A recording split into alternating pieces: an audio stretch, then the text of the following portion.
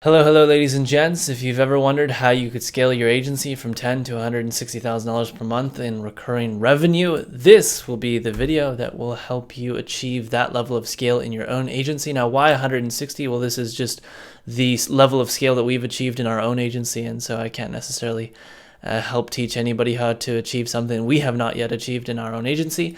So without further ado, what you're about to see is a live webinar recording. Okay, so the quality is a little bit less than what you're seeing right now, but it's okay. It's still extremely valuable. And I highly recommend that you watch it in full. It's 2 hours long, so it's quite the movie. And let me know your thoughts in the comment section below. I'm really curious to know what you found valuable. If you have any specific questions, something was unclear, I'll respond to all the comments. All right, enjoy. Much love. All right, well, let's get rolling. Stoked to do this webinar, everybody. Thank you all for coming. This is the first ever Agency Enlightened webinar. The topic is talking about mental models that will help you grow your agency. And here's what we're actually going to cover in the webinar. 1 minute on me and my background. Ooh, let me fix the mic. That's probably a bit better. Defining what Agency Enlightened actually means. Team over lifestyle systems thinking, why Agency Enlightened, and we're going to do a Q&A at the end where you can ask your questions. Periodically throughout this webinar, I'm just going to maybe every 10 minutes go like this, and I'm going to check the chat just to make sure everybody is still able to see my screen and hear me correctly. If for whatever reason you can't, please put it in the chat, and I will review and make sure that we're all good and we're rolling. But for now, it looks like everything is good. Everybody has twos and everybody can see the screen. So let's dive straight into it. 1 minute on me and my background. My name is Taylor Bentrud. I started Bpmn when I was 19 years old, and now it has evolved into a much bigger agency. We have 2 partners in the agency. You may be aware of who those people are. Their names are Alex and Destiny. And wow, the agency now has, I think, 18 people, maybe 20 people. This month, our revenue should be around 160,000 in revenue, and it's just been such a blessing. I think 18 months ago, maybe this is when this was, or a year ago, something like this, we hit around $100,000 in monthly recurring revenue. This is super exciting. Our team was a little bit smaller at this time, and we had an offsite in Mexico. Last year, our overall revenue was about 1.4 million. The profit on that was about 270,000.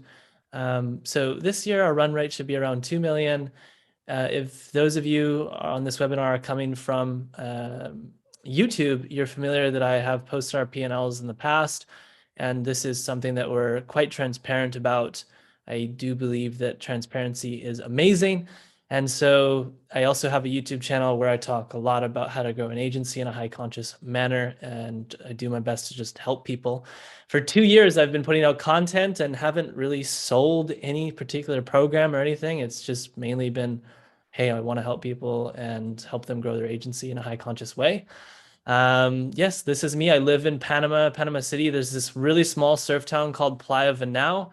You can see this photo on the bottom right. That is Alex and Destiny, the 2 partners in Bpmn.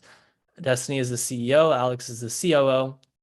My role is considered founder, but I hop into a lot of different aspects of the agency. So if you ever come to Panama, you can come to this small surf town. You're guaranteed to see me because it's very small, as you can see. And that is my cat Wisdom. So that's me. I don't have too much else to say other than I'm really passionate about helping people scale their agencies, just because it's something where I once had an agency that was kind of toxic. It was more of a lifestyle business. I didn't necessarily know how to build a team and scale it beyond $20,000, $30,000 a month.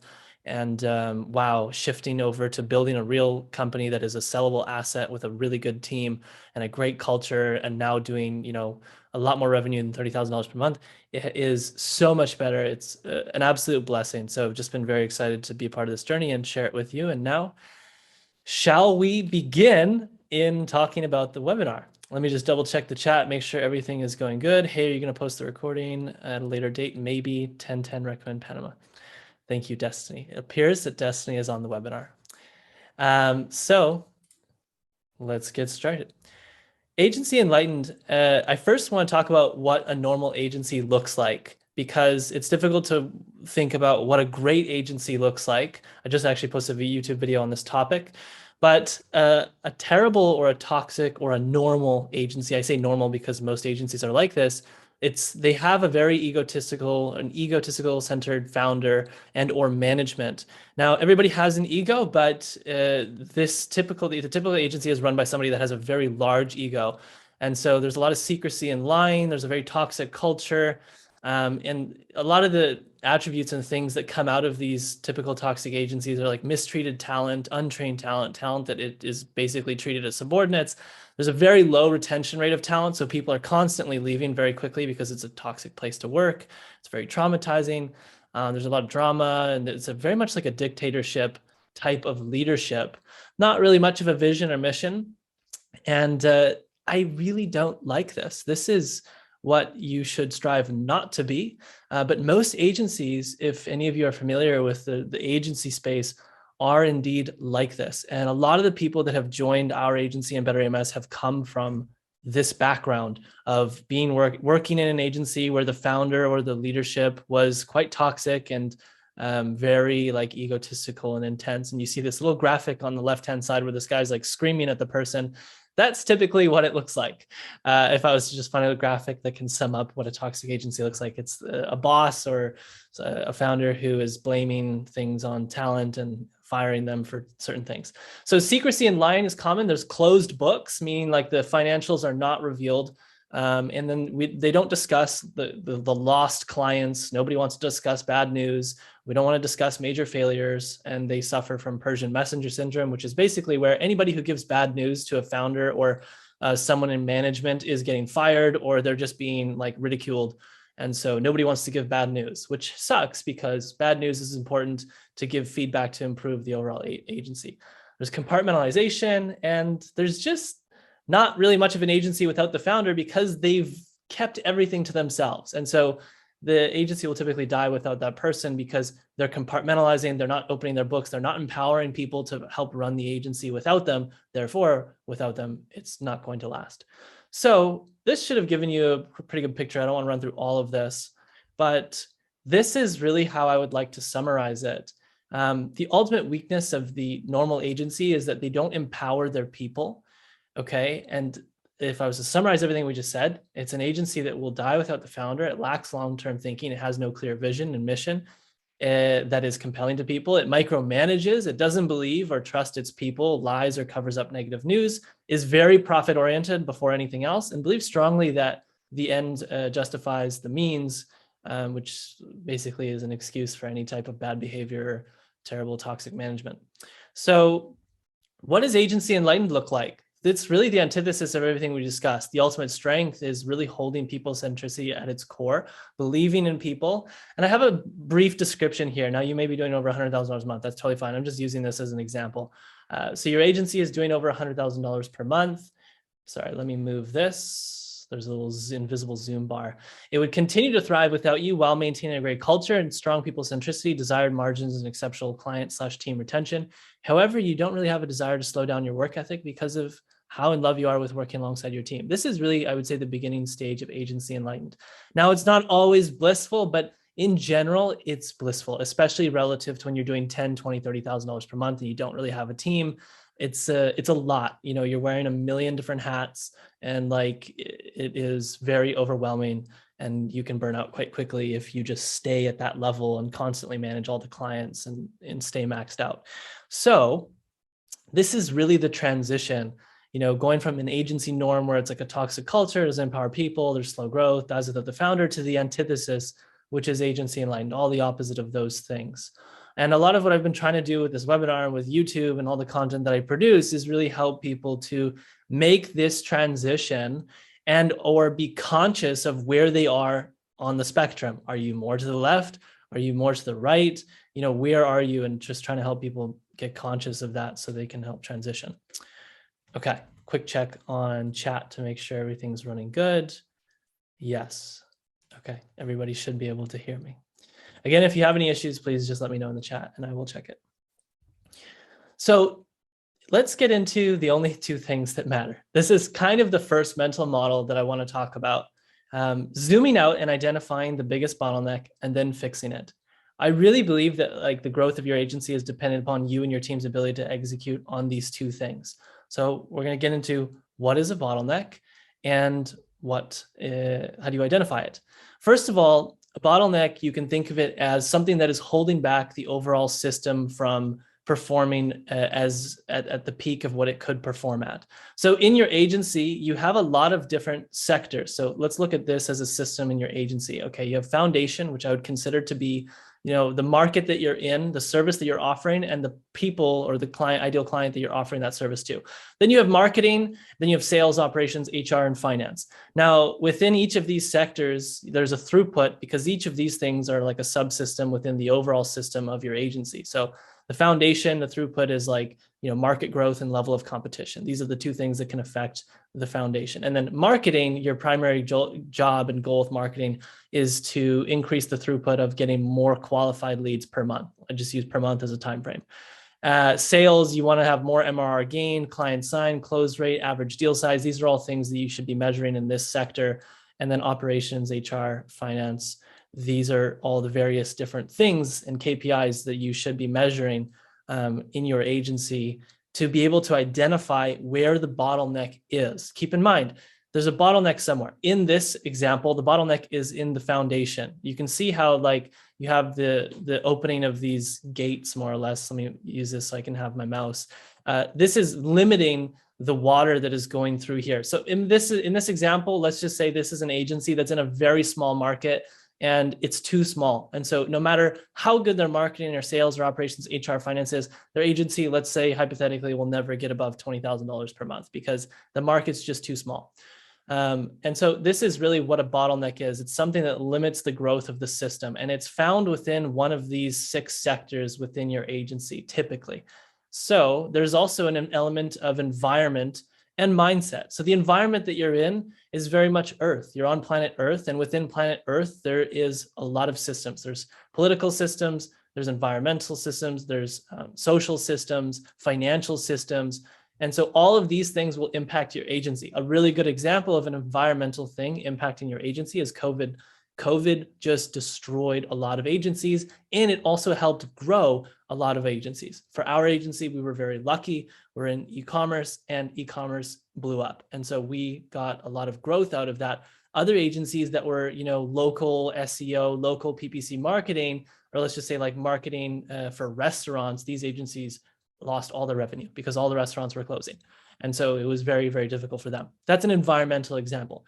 Mindset is something that is interesting. It's basically your mental models that you're using to help understand the way you look at your agency, and this also affects this system.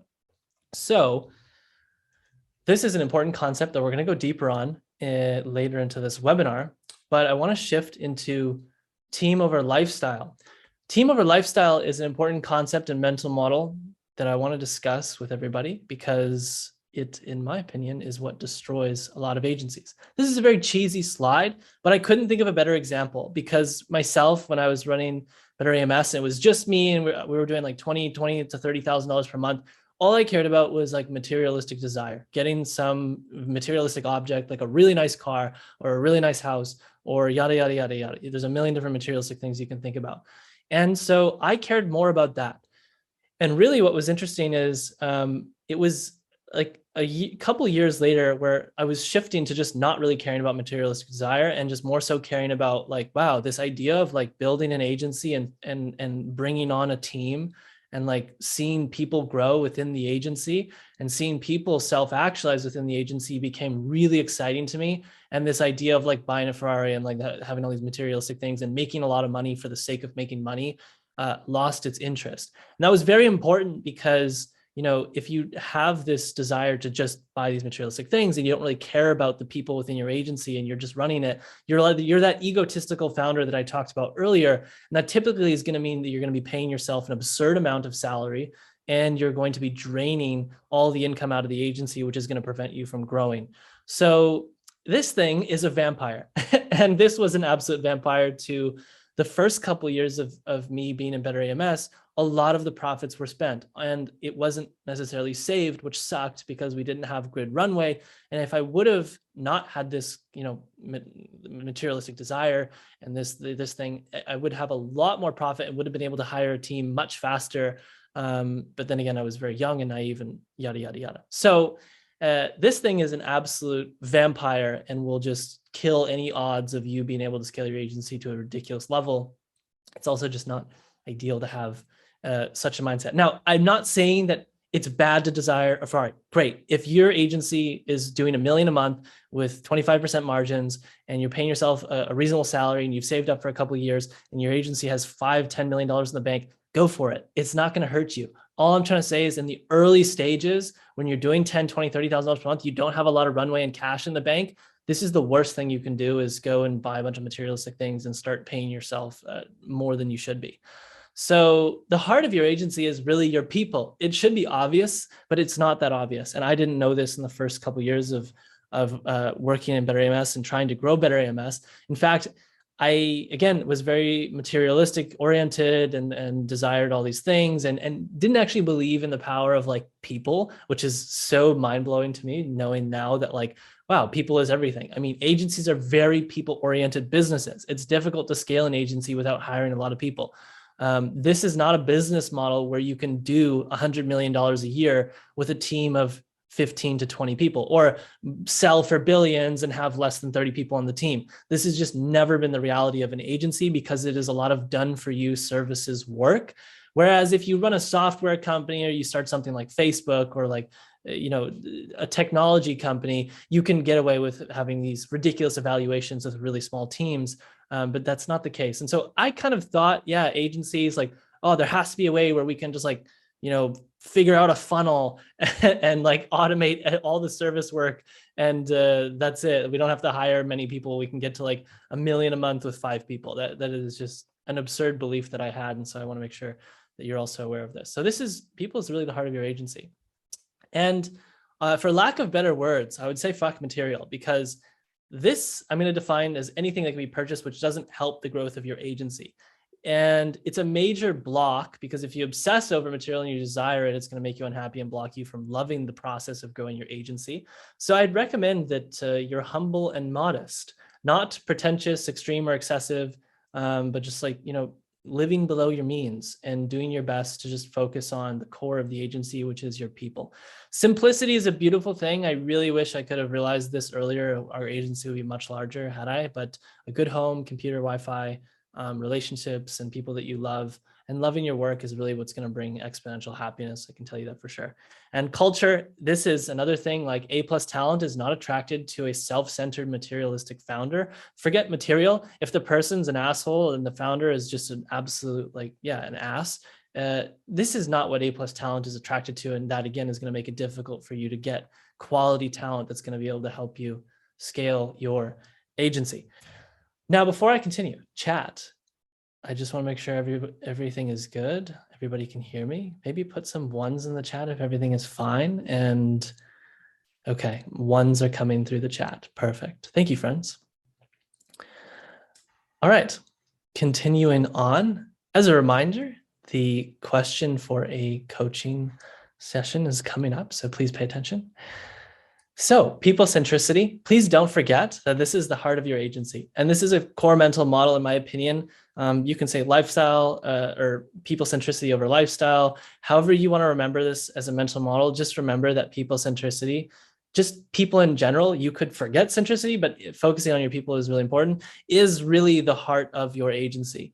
And so you cannot grow this thing without people. You need to attract high quality people. You need to retain high quality people. And to do so, you need to work on letting go of these materialistic desires or whatever it is that's blocking you from attracting high quality talent. Again, for me, it was materialistic desire. For you, it may be something else. I don't know what that is. But if there is something that you can identify that is preventing you from having a focus on understanding that people is really what's going to help you grow your agency and take it to the next level, you'll need to work on that. Okay. Now, what is people centricity? Actually, yeah, there's some points that I want to talk about. People over you. So your people, clients, and team members always should come before you. Paradox, it's a paradox because what's best for your team is what's actually best for your clients, and vice versa. So there's some companies like Amazon that have a focus on customer centricity, and they don't actually they don't really talk about people centricity.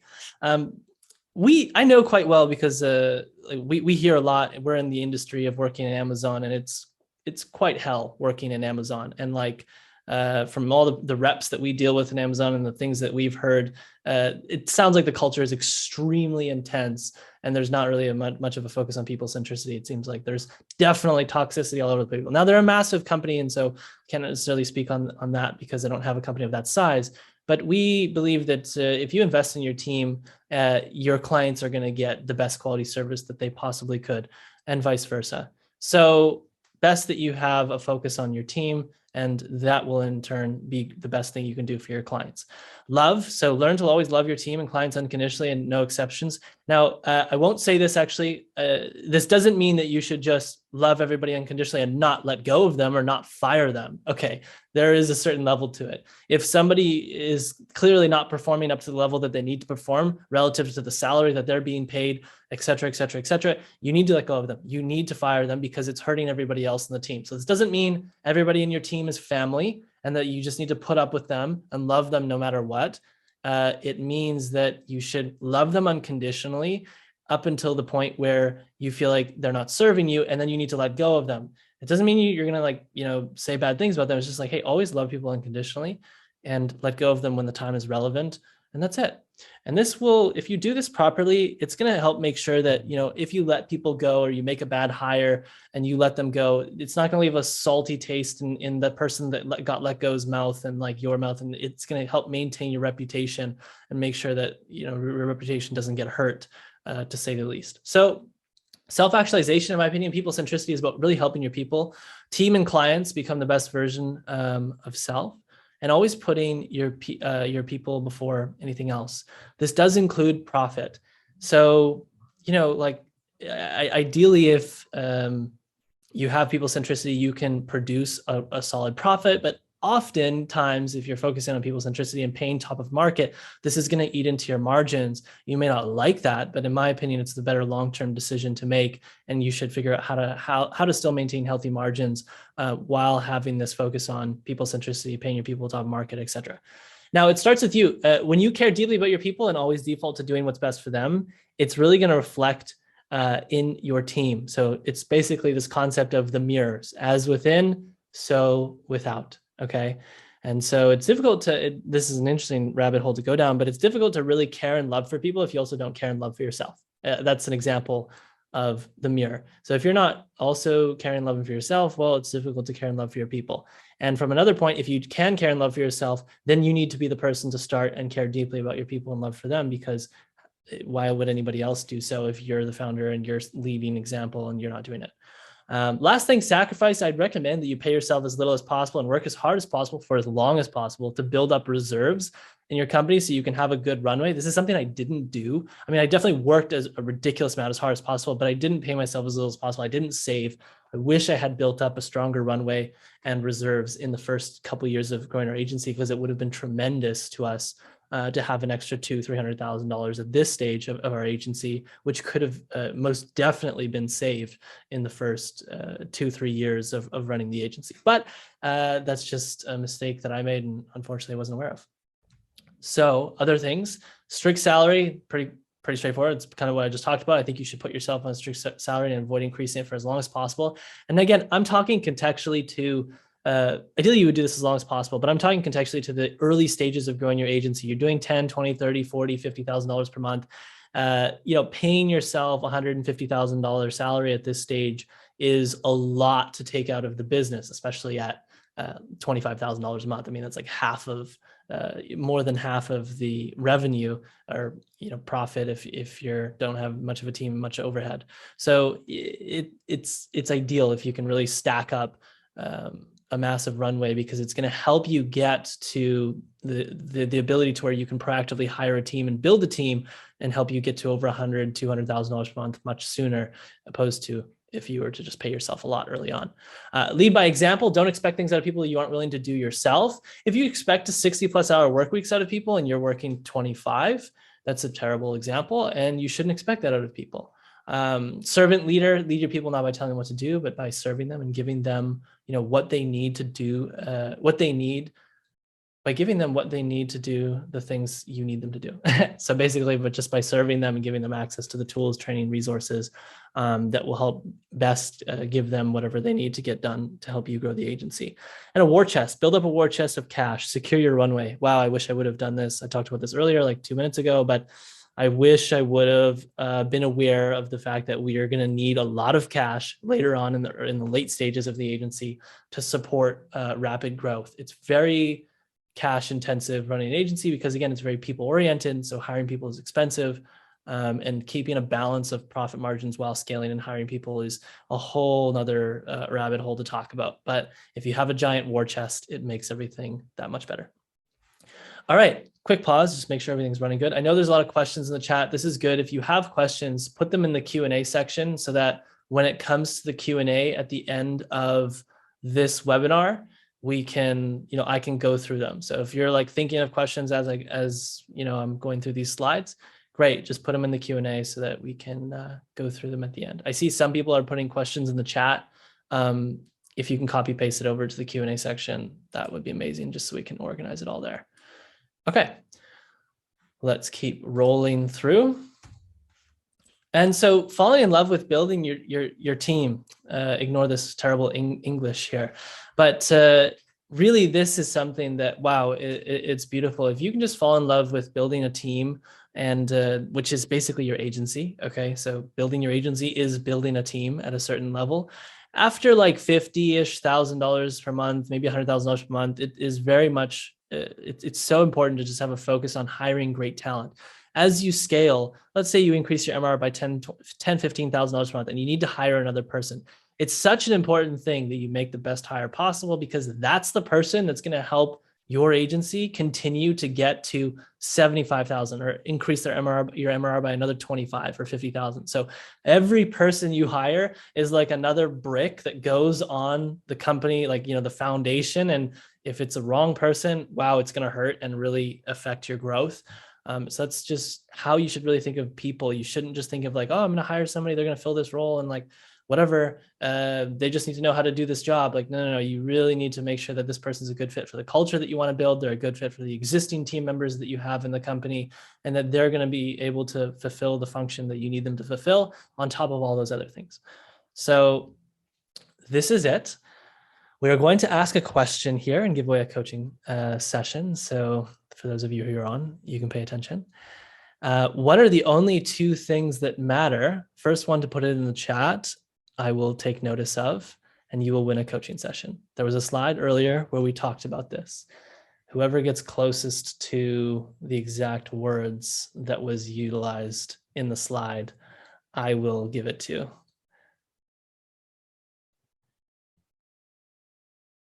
People and removing bottlenecks, just not close enough. Find bottlenecks, fix them. I would say that is definitely the winner, because finding bottlenecks, fixing them, repeat.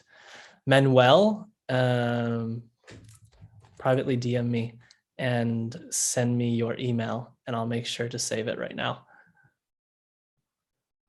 I was going to give it to whoever had the closest, and Manuel was definitely first. Okay, so Manuel, just make sure you DM me, or you can email me at tb@agencyenlightened.com, and I will make sure to send you my calendar, and you can book in a call. Okay, let's keep going. So this was it. Zoom out, identify the biggest bottleneck, fix it. All right, let's get into systems thinking, friends. There will be one other coaching call that we're going to give away. So fear not if you didn't win. Now, systems thinking, we talked briefly about this in the beginning of the webinar, but I want to give you some terminology. What is an actual system? Like a system, the real definition of this is there's many definitions, but the one I like the most is a network of interdependent components which work together to achieve the goal of the system. Throughput is the rate at which a system achieves its goal. Okay, and a bottleneck is the component within the system that's become the largest constraint on the throughput. And the goal is basically the purpose or function of a system. There can be multiple goals, so there can be multiple things that ways in which you calculate throughput. And the concept of the biggest bottleneck, otherwise another way to describe this is the asymmetric action. So the bottleneck in your agency, ladies and gents, is the best thing that you can work on if you can identify it. And it's not always right. When you're trying to identify the bottleneck, you're doing your best objectively speaking, but it may not be correct. There's so many different variables you're looking at, and there's so many different things going on in your agency. So it's hard to always identify what is the biggest bottleneck, because the biggest bottleneck is the thing that if you were to fix it from an engineering standpoint, this is the thing that will improve the throughput of the system the most. So let's just think of your agency. A general throughput is profit. Okay. Let's assume you're profit oriented. Great. The throughput of your agency system is profit. That's one of the throughputs. There's other ones, but that's the core that everybody looks at and everybody thinks about. So if your current profit is around $25,000 per month, great. Let's assume your biggest bottleneck is in HR, and you dive into HR, and it's because you can't hire people fast enough, or people are just leaving and you don't have a good enough culture, and so you're losing talent, and that's limiting your growth, and you can't scale further because this is the biggest constraint on the system. Well, if you fix that thing, that constraint, this is what's going to have the biggest impact on increasing profit, because it's the biggest bottleneck within the system. Now, another way to think of that is it's an asymmetric action because it is the thing that will produce the greatest output. So in theory, this is the thing that's going to have the least input and greatest output. That's not always the case. Maybe there's another bottleneck that requires like a little bit like drastically less input that has greater output. That's up to you if you want to weigh that out and decide to solve that bottleneck before the bigger one. But really, I like to think of bottlenecks and asymmetric actions as the same thing, because if you solve the bottleneck, that's the thing that's going to help improve the system's throughput the most. Okay. And this was a concept that when I understood it, I was like, oh my God, I finally feel like I have an understanding of like the agency. Whereas before I was very reactive and like wondering, what do I do? How do I like grow this thing? I really don't know what is best, and was just doing a bunch of stuff with really not much intention. And so let's look at this example of Better AMS and like as a system. This is our agency, and you can put your agency logo there too. The subsystems for your agency, by the way, are going to be the same. So the first layer of subsystems here, we have foundation, marketing, sales, ops, HR, finance, and / legal. Now within each of these subsystems, we have subsystems, okay? And it kind of just layers and layers and layers. But we're only going 3 dimensions deep within the top level. And so subsystems within foundation are like niche market, mindset, culture, service. These are the core elements of foundation, in my opinion. In marketing, the subsystems, we have ideal client profile, your website, your inbound marketing strategy, your outbound marketing strategy. Okay, let's consider those the 4 subsystems of marketing. And then you have processes. So you eventually, you reach a layer where you can't necessarily find a system within it. So if I go into like inbound marketing and I think about, well, what do we do for inbound marketing? Now we're going to find the processes and things that we actually do, right? So those are like the components within the system that you need to take action on for the system to run. And so this is, I think, a good way to look at your agency to help you better understand just all the components within it. And it's just an amazing like kind of viewpoint to see. And you can look at this and think, oh, okay, wow, like, yeah, I think our biggest bottleneck is here because of da da da da da. And I think I think our biggest bottleneck is here. We need to fix this. And if you do this even just like once a quarter, I think it's very beneficial. I'm typically like always thinking like, what's the biggest bottleneck, and asking Destiny or Alex, like, what's the best thing I can work on in the agency? And it's good to ask other people in your agency as well to get feedback, because, well, one, neurodiversity is important. And when you talk to other people who have different opinions and different mental models than you, you're going to get you're going to come to a better conclusion as to where the bottleneck is. That's just the nature of neurodiversity and having somewhat of a mastermind occur. Now, this is what it actually looks like. It's not linear. In this slide, it looks linear. It looks like it goes left to right in a Newtonian fashion, but it's actually very much like this. And so, no system moves from left to right in a linear way. It's constantly just everything is interconnected, and all of the overall system, everything runs within an environment. And the environment is typically nature itself, right? So nature, you're on planet Earth, you're bound by gravity, you're bound by political systems, financial systems, the laws that are in place, your country, the language that you speak. There's linguistic systems. There's a massive amount of like elements within the environment that influences your agency, COVID-19, a pandemic, et cetera, all these things. Okay. And so that affects the overall system. And it's important not to forget about the environment because when you're thinking of what is the biggest bottleneck, there could be environmental things that are causing the whole thing not to work. And so in a lot of cases, I remember actually talking to some agency owners who, when the pandemic started, they were telling me like, oh, like I'm doing local SEO, and I typically focused on like restaurants, local, like I think it was like food trucks. And I remember talking to this guy and he was like, yeah, I think like I just need to do better marketing or something like this. And I was like, no, like this isn't an issue of any of the subcomponents or subsystems within your agency system. This is an environmental issue. Like COVID's happening. Nobody's going out to eat at these places. And if they're not delivering the food and they're shutting down because they don't have enough revenue, dude, this is a problem of the environment and you need to shift niches completely. So you need to just stop doing whatever you're doing right now with this because it's not going to work. Maybe you retained one client or something like this because they're the only client that is actually delivering food and able to pay you money, but they're still struggling. Like it's an uphill battle when the environment is not on your side. Now, you've probably heard me talk about blue oceans and red oceans. If you're in a red ocean, that's an example of an environment that's going to be very brutal for you to try to scale your agency in. So when you're starting your agency or when you're growing your agency, it's good to reflect upon the environment that you're in and whether or not it's a blue ocean or if it's a red ocean, how it's changing and how you can position yourself within it to continue to grow. Okay, so if you can't measure it, you can improve it. Wow, this is a great quote by Peter Drucker. Let's take a drink of water and let's just like reflect on this. If you can't measure it, you can't improve it. Now, there's some ways in which I would disagree with this quote. We'll get into that. But let's look at revenue and profit.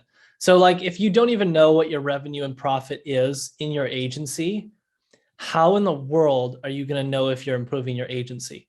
This is a simple concept. And believe it or not, I didn't really have a good idea of what our revenue and profit was in the first year or even like the most of the second year as well in our agency. Like maybe once a quarter, I'd go back and make sure the books were correct. And I'd like look at my revenue or I'd go into Stripe and I'd log into Stripe and see like, oh, okay, this is our revenue, but I wouldn't really know what our profit is. I didn't have a bookkeeper. And so I had no idea what the profit of the agency was, which means how in the world can I improve it, right? Like how can you measure the improvement if you don't even measure? So having measuring sticks, this is why KPIs are important. It allows you to understand if what you're doing is actually improving the overall system. Okay, now, unfortunately, most people operate their business in a way where they don't actually even know what their revenue and profit is. And this is insane because how in the world do you even know if you're improving? Now you might tell me, well, oh, Taylor, I have a general idea of how much cash is in the bank. And so like, yeah, I have a pulse, but no, that's a subjective pulse and that's not objective whatsoever. And if you feel like you're making money because you're looking at you're glancing at your bank account, this is what I did in the past. No, you're completely wrong. You have no idea. You need to get a bookkeeper to do your books. You need to have a good, clean P&L that is going to tell you, what is your revenue? What is your profit? Where are you spending money? Look at your expenses, reflect on this. And ideally you do this, you do your books daily and you look at your P&L at the end of the month. Now, if you're doing $10,000 a month, you don't need to do your books daily. You can probably do it once a month or once a week. But the concept that we're getting at here is you need to measure.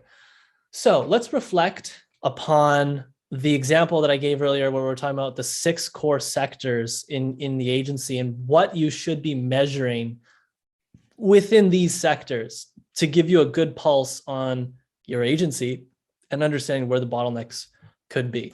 Before we get into this, I just want to make sure that everybody is able to hear me. Maybe if you can put some ones in the chat, that would be amazing. Thank you, friends. Lots of ones instantly. All right. And I'm assuming you can also see the screen. Everything is good. If you have any issues, once again, please just let me know. Manuel, I see your email. I'm going to copy paste that right now. And I'll do my best to email you right after this. Okay, let's get rolling. So qualified leads, this is what you should definitely be measuring for marketing. It's pretty straightforward. There's a lot of things you could measure, but at the end of the day, what is the most important thing that you could measure in this subsystem of your agency? It's qualified leads. Now, you want to put a time frame on it. What are you measuring? Are you measuring it weekly, daily, monthly? I recommend you just measure it monthly. So how many qualified leads are you getting per month? That's it. Pretty straightforward. It's an easy thing to measure. You can literally put it in a Google sheet and you'll have an understanding of it. We have a software that actually tells us this, and it's part of our lead form capture system. And I'm sure you can find a software that has this too. Sales. There's a few different things you can measure. One is MRR gained. So like, yes, okay, closing, measuring how many deals you close is good, but like it actually doesn't really tell you much. You should measure how much new MRR gained to the agency from the deals that you closed. That's more important. Client signed, yes, I think this is important. It's a good thing to measure. Close rate, I mean, you can measure this. I think this is important, but it depends on how you do sales. And like, we're very non-salesy in our sales process, and we're not going to cold call we're not going to cold call follow-up people if they say they're not going to work with our agency. We're happy to just let them be and not relentlessly email them to sign up with us. And so our close rate might look a little bit lower, but in the long term, people typically tend to come back and work with us. And so we don't measure this exactly, but I think it's still an important thing to look at if you're building a sales team and yada, yada, yada. Average deal size, I think this is a good thing to measure as well, because you want to, ideally, this is going up over time. So these are the things I would look at if you're going to measure the subsystem within sales. Client retention rate within operations, super important. Client lifetime value, another important one. And then MRR capacity. So how much more revenue can you take on, right?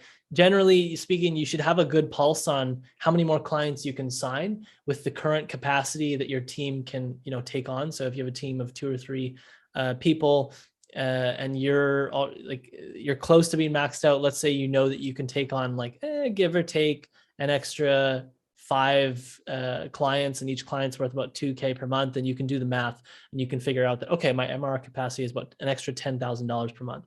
And that helps you with making sure that you hire people proactively or hire people close to when you actually need them, because you'll know when you're approaching max capacity. And it sucks to reach max capacity and then not be able to take on more clients that are waiting to join your agency or waiting to sign up with your agency because you don't have the team and the capacity to support them. This is a terrible issue that a lot of agencies face.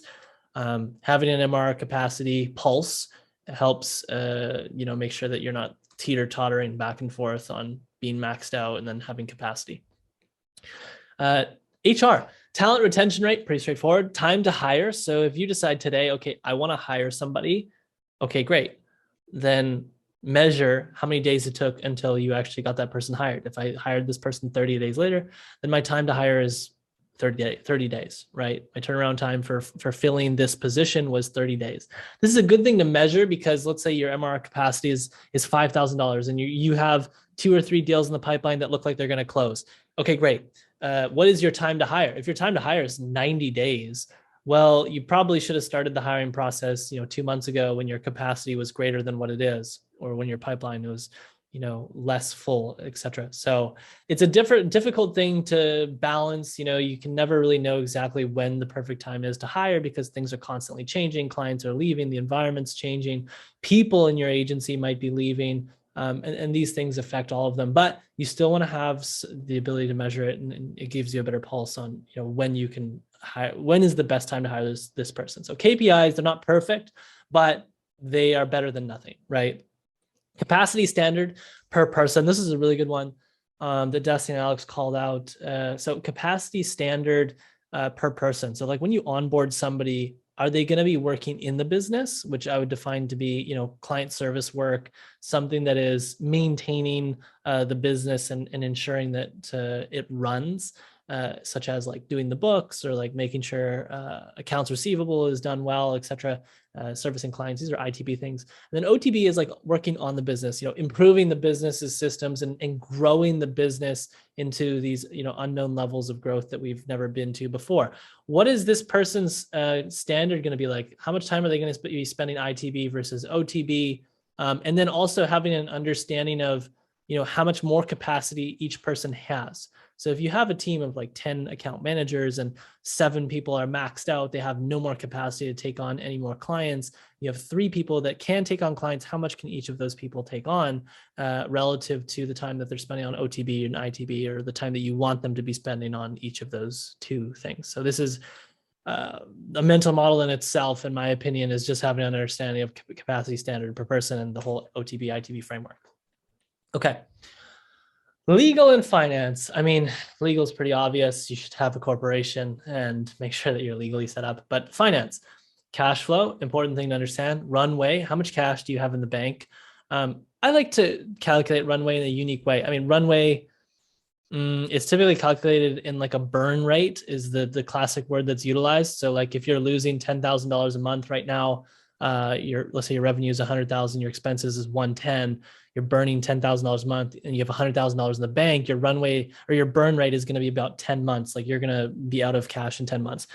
But I like to calculate runway in a more extreme way, which is like if your revenue went to 0 and you had to continue paying out your expenses every month, how much runway would you have? You can calculate runway however you want, burn rate, runway, figure out how you want to calculate it, but just make sure you're calculating something to be able to give you an understanding. Ideally, at a minimum, if you're losing money every month, you need to have your burn rate. And if you have a lot of cash in the bank, you can go more extreme and look at runway in a more extreme example if revenue dropped drastically to 0. Revenue and profit, obvious, you need to measure this. Accounts receivable, accounts payable, these are things that you should be measuring, like average accounts receivable days. So how long does it take you on average to get your invoices paid? And then accounts payable, and understanding of, how much money you're owing to people. Okay. So like this should be helpful, right? Like I think a lot of people, I had no idea about any of these things like this. I wish I would have known this in like the first year. And so if you have questions on this, please put them in the Q&A section. I think this is an important slide, an important concept to understand, because when you are able to see your agency in this way and look at like all the various different subsystems and the way you're measuring these subsystems, again, it gives you a better understanding of where the bottleneck is and what you need to work on. One thing we didn't talk about this is environment, but we covered it pretty in depth. Measuring environment, like the KPIs for environment are very difficult. Like it's nearly impossible, right? I mean, you're dealing with ridiculously large systems like political systems and environmental systems and all of these things that are impacting your business, COVID-19, all this stuff. And it's on such a grand scale that it's just, the complexity is nearly impossible to understand and identify how it's impacting your agency. But it's just good to be aware of it. Okay, I'll take a sip of water. Now, this is what we talked about earlier, this slide. And this is an important slide. I don't know if you want to take a screenshot of this, amazing, take it. But I just like this concept of looking at the agency in this way. Now, again, in this example, I've built it in a Newtonian linear fashion so that you can better conceptualize how a bottleneck works, but just keep in mind that it's not like this. It doesn't just move left to right. It is all over the place, as I showed you in the previous slide. So from a conceptual standpoint, yes, this is helping you understand the concept of bottlenecks. But since we covered this, I don't think we need to go into it in any more depth. Oh yeah, so I wanted to give an example of like identifying bottlenecks if you are measuring all these things. So let's just say this is an agency. They're bringing in four leads a month. They have a 25% close rate. Their average deal size is about $3,000. They're doing $100,000 a month. They have an 88% annual retention rate. Their average MRR churned per month is about $2,000. Their talent retention rate is 100%. Time to hire is 45 days. MRR capacity is 50,000, which that means they can take on 50,000 more in monthly revenue. They have $500,000 in the bank, 12 months of runway. MRR, 100,000, profit margin 25%. Okay, cool. So we're looking at this and we're trying to identify, well, what is the bottleneck? Well, when you have all these KPIs and you're actually measuring certain things like this, it becomes a lot easier to measure where the bottleneck might be. Now, in this case, if you're looking at this scenario and they have, let's say, I think it was, 100% talent retention rate, time to hire is not an issue. They have a good amount of cash in the bank, but they're churning $2,000 a month. And let's say their average deal size is $3,000 per month. Their close rate is 25%. So they're bringing in one client per month at $3,000 per month, and they're churning 2,000. So their MRR gain per month on average is $1,000 a month. That sucks. It's not a whole lot. They'll grow $12,000 in MRR by the end of the year, and they'll be at 112K in MRR. But if they just increase the amount of qualified leads that they have, which is what I would do in this scenario, because 4 a month really isn't a lot, fantastic. That's going to help quite drastically.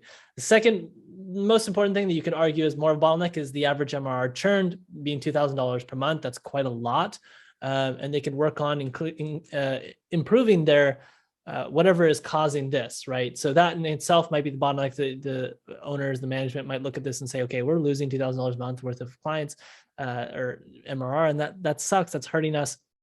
But in this scenario, I would say that they should first work on marketing and like doubling, tripling, quadrupling their leads, and then ideally simultaneously work on improving the client experience or identifying what is the issue. Is it just that they're not signing ideal clients? So the quality of the lead that they're signing is causing this churn, or is it truly an issue of their service is not providing enough value, or are they not giving a good enough experience? The point of this exercise is to really, okay, you can look at this, you can conceptualize where the bottleneck might be and help you better understand where in your agency you need to work. Again, it's like zoom in or zoom out, identify the bottleneck. Here's us zooming out, and then zoom in, fix it, and then zoom back out and find the next bottleneck, and then zoom in, and then just do this for like 20 years straight. And wow, what would the result be? I'm excited to see what the results are in 15 years of doing this. So here's a good understanding of the core, like one thing, if I was to say all these sectors have. So in the foundation, it's really service market fit. This is your goal. Again, if I was to describe this, it would be that you've found a market that's experiencing a painful problem. You've developed a service that can solve the problem. You cannot create markets. Okay, this is an important thing to understand. You can really only tap into the existing mass desire of the market. So your only way to control this variable is to really change your market or service offering. So if you don't have a service market fit, again, there's only really two variables you can change. One is the service you offer, and two is the market that you're going after and you're offering that service to. Okay, so that's service market fit. Then you have marketing. The core goal here is more discovery calls, more leads, getting on the phone with more ideal clients. And ideally, you've developed a system that allows you to consistently bring this in. Sales, more clients signed. Operations, productized service. You've developed systems that deliver consistent results for your clients and produce high client retention rate, great profit margins, and ideally a great experience or net promoter score is high. However you want to measure experience of the clients. HR, really, I mean, there's a lot of goals in HR. I put scale without you. You've developed recruiting and management and training systems for attracting and retaining top talent. You've built a legendary culture, and you no longer need to be working in, you're no longer needed working in the business and the agency, and it can grow without you. You could change this goal to just be like really happy people that are staying. But if you are not replaceable in the agency, that's typically that's an area of high risk. And so within Better AMS, when I look at like HR, there's certain people in the agency that I'm like, oh wow, if this person left, we'd be absolutely fucked, like for lack of better words. Definitely the person that's on my mind most of the time that is like that is Destiny. She provides an extreme amount of value to the company. And if she died or left the agency, it'd be very detrimental to the agency, and it'd be very difficult to replace her or find and build a system that can bring in as much value as she brings. I would say it's nearly impossible, which is why Destiny holds a large stake of equity in the company and whatever. So like this is, typically what happens when someone becomes exceptionally or irreplaceable. When somebody becomes irreplaceable in your agency, they're just ridiculously valuable.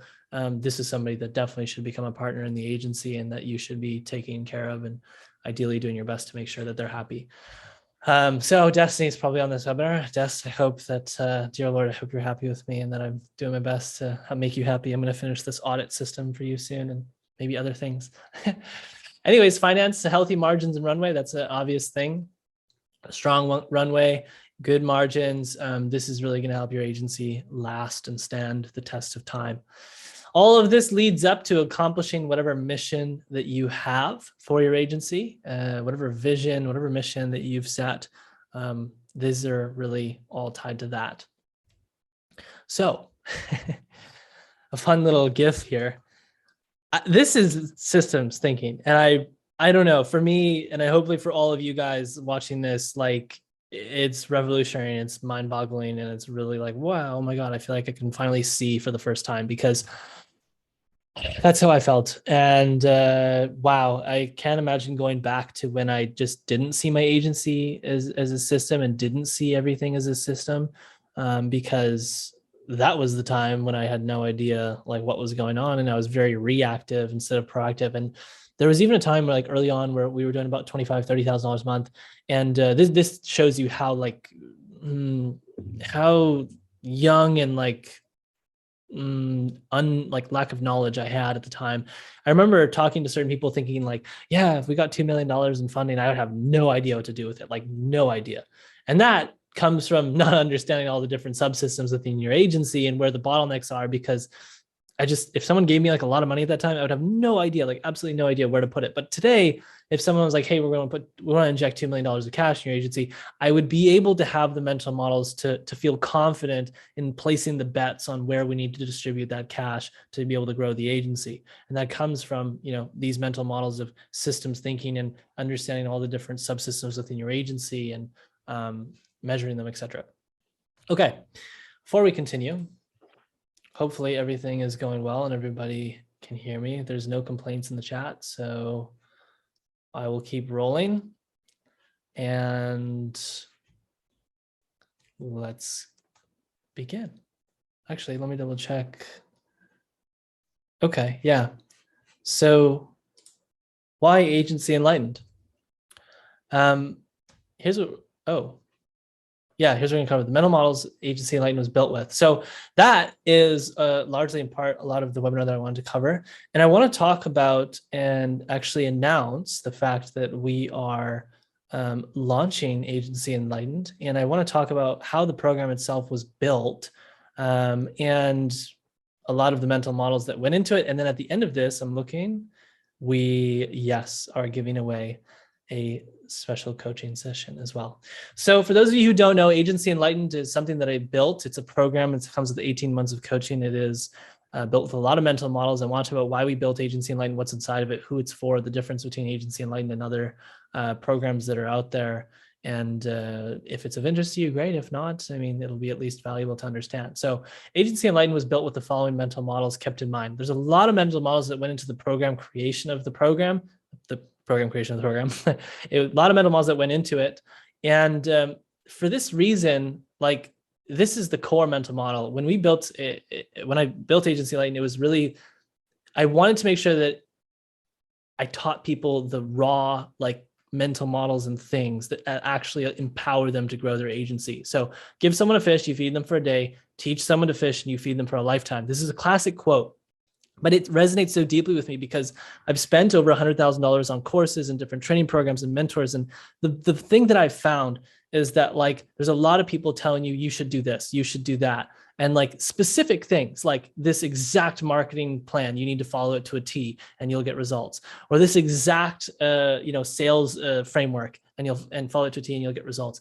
And what I found is just like, it's so contextual, and that's not what you should be doing. What you should be doing rather is just giving people the mental models and frameworks that they need to be able to understand how to build their own framework and system that is best tied to their agency and how they operate their agency. And so again, teaching you to fish and teaching someone to fish is really a core mental model that went into building Agency Enlightened.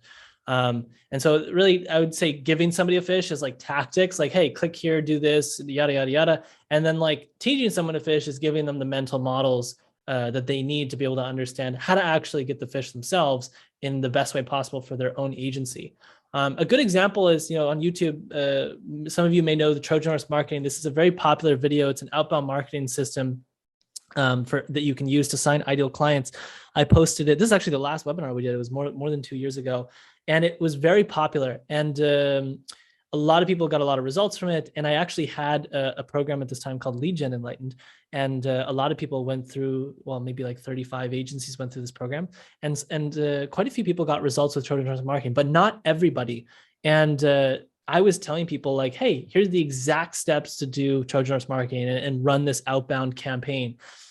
Now in Agency Enlightened, I'm realizing like, oof, that was nice. And that was very exciting. And a lot of people get excited about tactics and the idea that like, oh my God, here's a system that I can just implement without even thinking about it. And it's going to work out for me. But the reality is like, no, it's not. You really need to put your own, mental models into it and put your own efforts into making it unique to you and customizing it to what's best for your market and the service that you're offering and the ideal client that you're going after. And so a major shift from the first version of the program, which was called Lead Gen Enlightened, to this version, which is called Agency Enlightened, is that I'm not really going in depth specifically on like the tactic of like, do this, do this, do that. It's more just like, hey, here is like how you can actually create your own outbound campaign that's as successful as Trojan horse marketing. So instead of just giving you the Trojan horse marketing, it's like, here's the mental models that went into building that actual framework so that you can build your own for your market that's going to be really successful. And that's what I would mean by like teaching somebody to fish versus giving them a fish.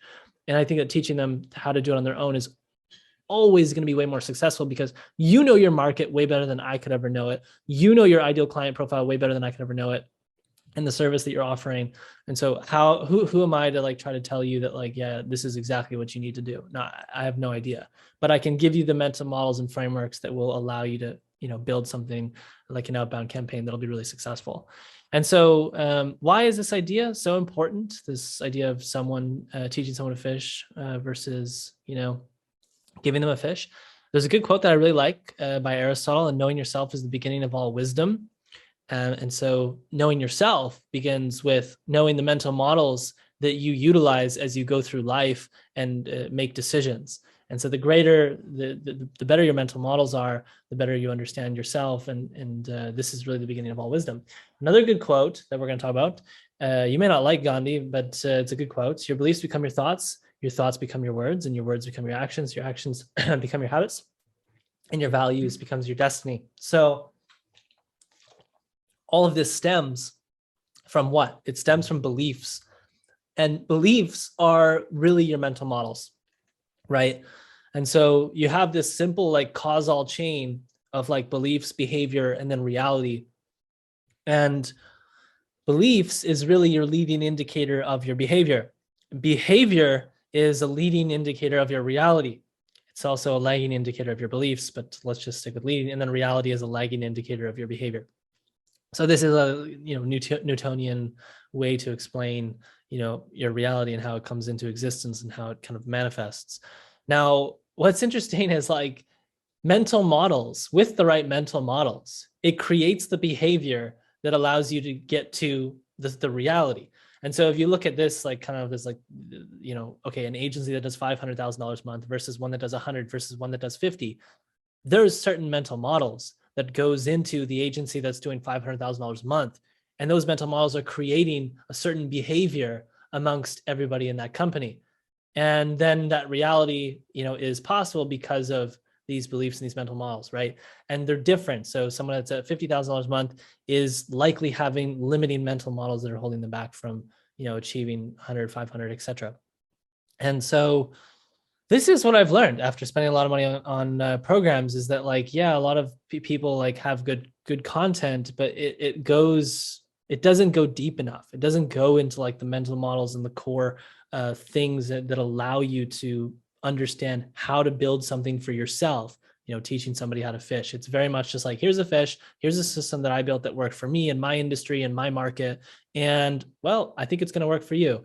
In reality, that's not really how it works. So you want to give people the mental models. And that, in my opinion, is a big difference. And so the agency norm, this is, I actually don't know why I put this slide in here. That's funny. This is me when I was running the agency. I was doing about $10,000 a month. And I was working relentlessly, probably at least 100 plus hours a week easily. And it was the agency norm. I was an egotistical founder. I really had materialistic desires. I didn't really know what it was like to build a team. My mental models for lack of better words, and I apologize if there's anybody around you, was absolutely fucked. Like I had the worst mental models. I had no idea what I was doing. And now, with our agency and where it is, my mental models are much better and much more diverse because we have a good team. Like Destiny has very different mental models than I do. Alex has very different mental models than I do. And everybody else in the company has very different mental models. And all of these form good neurodiversity that helps us make better decisions and continue to grow the company. So the reason why, well, there's a couple of reasons. This is one of them. The reason why I really felt compelled to build Agency Enlightened. There's this good quote: the greatest danger in business and life lies not in outright failure, but in achieving success without understanding why you were successful in the first place. And building Agency Enlightened for me was, selfishly speaking, very beneficial for understanding our own agency better and understanding like how we got to where we are and how we can get to where we need to go. Other reasons for why, just so compelled with building and helping other people scale their agencies is just because, again, as I said in the beginning of this webinar, like there's a lot of agencies that just suck. And like the agency norm is brutal. I mean, it's toxic. It is not fun to be a part of. And I hate that because like, I really love working in the agency. I love everybody that's in the company. And it's just so fun to be a part of.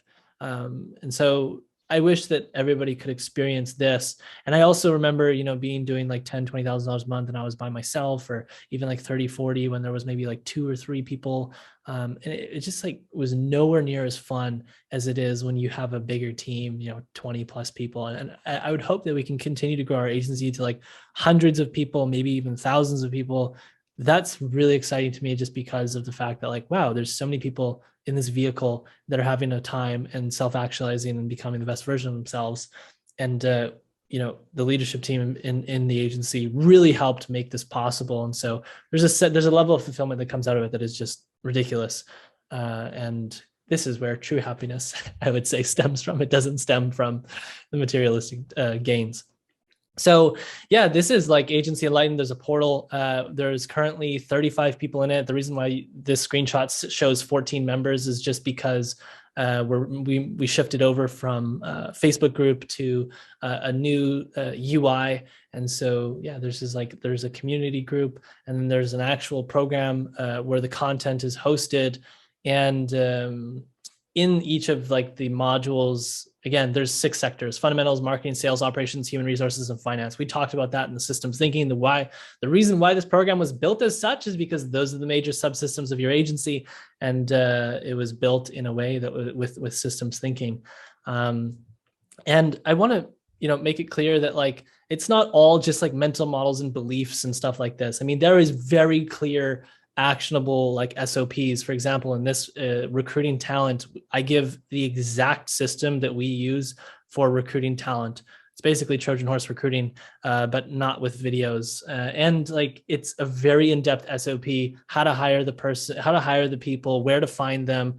And then also just like the copy that you can utilize, the softwares that you can utilize. So it's not all just like these mental models and beliefs. There is actually a lot of like very core, raw, actionable stuff that will guide you through implementing it in your agency to solve something such as a very important problem, which is like hiring people and hiring people quickly. So recruiting in itself goes very deep, not just into the mental models, but the actual system building itself. And so when the program starts, it looks like we're a few slides away from giving away a coaching call, but let me just double check the chat. School, nice. Yes, we use school, friends. All right, it looks like there's no issues in the chat. Everybody is good. And we should be good to go. And the Q&A is building up. If you have questions, please put them in the Q&A section. So when you join Agency Enlightened, the way it's structured is, again, it's not in a Newtonian like linear fashion. Somewhat is, but not fully. So if you come into Agency Enlightened, everybody starts in the foundation. The foundation is really where you're just understanding your market and your service and making sure that you have service market fit. Sorry, and there's also really in-depth like modules on mindset, which I think are really important. But once you finish sector 1, which is the foundation, then you would go to whatever section is most relevant to you, wherever the bottleneck is. So part of the foundation is helping you. The last section in the foundation is really helping you understand where is the bottleneck. And so we have a really in-depth like system or like explanation on helping you find the bottleneck, similar to the content that we went through in this webinar, so that you can find the bottleneck and then go into that section in the program that is going to help you grow your agency the fastest, right? And so it's not like you need to go through everything in a linear fashion, left to right. You would go through the first section and then jump to whatever section is most relevant to helping you grow your agency. I've never seen a program like this. And so I was very excited to build it in this way because I feel like it would help speed the growth of everybody that's coming into it. Overview of the program and what to expect if you are curious to know. So the foundation is really just about how to best go through the program, how to think. So a lot of mental models and mindset, agency fundamentals, your niche, service, ideal account profile, which is like your avatar, culture, and then identifying the bottleneck. Marketing is all about how to attract more quality leads, how to land more discovery calls. Sales is about closing more deals, pricing, qualifying prospects. Operations is really just about understanding systems, building systems that can scale, removing yourself from, in the business work. Human resources, wow, this one's hefty. It's about like knowing when and who to hire, how to find talent, vet talent, train talent, manage talent, retain talent, and when to begin assembling your leadership team. That one was hefty. That's a lot of information there. Finance is all about the following things: billing system, accounts, bookkeeping, structuring your P&Ls, agency performance dashboards, monitoring accounts receivable, paying yourself a fixed salary, monitoring profit margins, all of these things we go quite in depth on. And yeah, you've seen this slide. These are the sectors and the KPIs for each sector. So yes, I want to talk about the program itself. So the goal is really to help you grow faster and love the process more and reach Agency Enlightened. Now, the price of the program is right now for some people on the webinar is going to be 9.6K, but we're likely going to have the price point somewhere in the mid-teens, around 14-ish, maybe even up to like 18, 19-ish. I wouldn't say that the program has a set individual price because there's some agencies that may come into this program that we can deliver exponentially greater value for relative to other agencies. And so it's not necessarily at a set price. I originally announced a long time ago that we were going to launch it at 9.6 thousand. But we are kind of following more of a value-based pricing model and pricing accordingly to certain agencies. Now it's going to stay within a range, but it is definitely higher ticket, and the minimum price point is 9.6 thousand. And as more and more people come into it, the price point is going to increase. So that is price point. Who agency is doing $8,000 a month? At least if you're doing over $8,000 a month, fantastic. That's kind of the bare minimum. If you're not doing more than that, if you're not doing at least that, I don't think it'd be a good fit. Unless you have like $200,000 in the bank for some reason, you've been doing $8,000 a month for 10 years and you've saved up a lot of money. Well, then yes, that makes sense, right? It's just contextual to your runway, your cash in the bank. And I don't think you should join this program if you have $20,000 in the bank, and that's going to take half your runway, half the cash you have in the bank. That doesn't make sense. You got 40, 50, $1,000 in the bank. Okay, cool. It's not as bad, and this is an investment in growing your agency. So I don't want people to join this program that truly don't have the cash to afford it. And I also just want to make sure that it's quality agencies. Most people that are going to be joining this are going to be doing, 25, 50-ish plus thousand a month. And we're happy to help people that are doing up to 150. So what's in it? 15 modules, 25 plus hours of unseen content on YouTube. Never talked about it before. 18 months of twice a week coaching. And there's going to also be a community in which you can talk to other agency owners, yada, yada, yada. So that is Agency Enlightened in a nutshell. And if you'd like to join it, you can go to agencyenlightened.com and then scroll down to the bottom, and there's a calendar where you can book a call with myself and we can talk about it.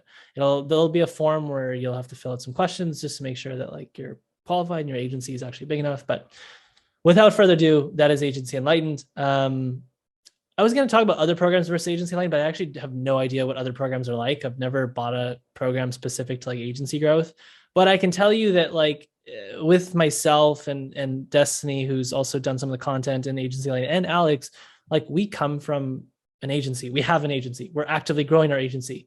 This month, our revenue is about 160,000. We're thinking of bringing on investors to help us mature our agency and grow to the next level. We should hopefully do over $2 million in revenue this year. We've been running it for 6+ years. We have almost a 20-person team. I myself, as quote unquote founder, could pretty much die and the agency would grow. Without me, I have a lot of confidence in Dusty and Alex.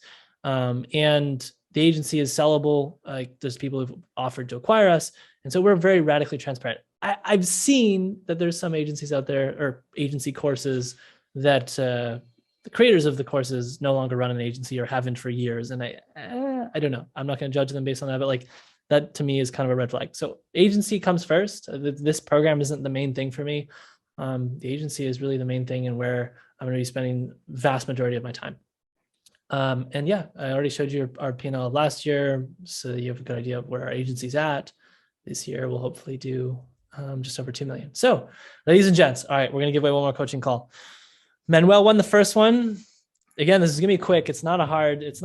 And I'm going to give it to who is closest to the exact words of the question. Okay, so you can't just like paraphrase. It needs to be ideally exactly the words. And if nobody gets it exactly right, I'll just give it to whoever is closest. What was the Peter Drucker quote that I referenced earlier? Please put that in the chat and you will be the friend to win the coaching call. What gets measured gets managed. What doesn't get measured is managed. Only what's measured can be managed. If you can't measure it, you can't grow it. Oof, lots of things coming in the chat. If you can't measure, if you can't improve, what can't be managed? All right, I'll give it like 20 more seconds. There hasn't been anything that's exactly what it is. Okay. I'm about to show the slide in about 10 seconds, so final guesses can come in. Oh, Alejandro, I think got it. Did someone like go back? So this is it. If you can't measure it, you can't improve it.